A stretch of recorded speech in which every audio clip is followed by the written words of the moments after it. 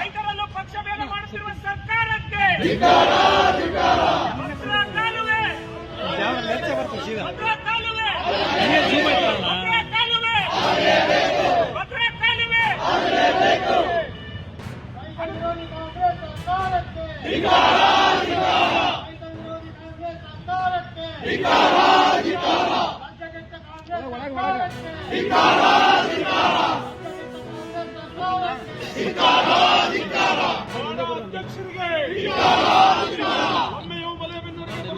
ಅಧ್ಯಕ್ಷರಿಗೆ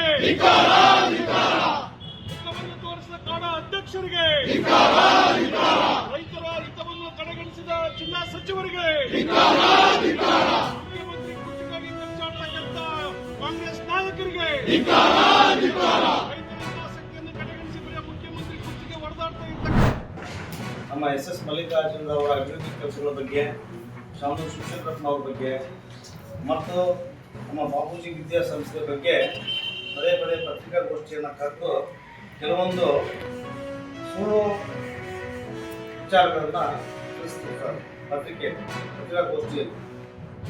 ನಾನು ಈ ಒಂದು ಪತ್ರಿಕಾಗೋಷ್ಠಿಯ ಮುಖಾಂತರ ನಮ್ಮ ಯಶವಂತರಾವ್ ಅವರಿಗೆ ತಿಳಿಸೋದೇನಪ್ಪ ಅಂತಂದರೆ, ಇವತ್ತು ಮಲ್ಲಿಕಾರ್ಜುನರವರು ಅವರ ಆಡಳಿತಾವಧಿಯಲ್ಲಿ ಒಬ್ಬ ಏನು ಮಲ್ಲಿಕಾರ್ಜುನವರು ಅಂತಂದ್ರೆ ಅವರೊಬ್ಬ ದೈವಿ ಪುರುಷ.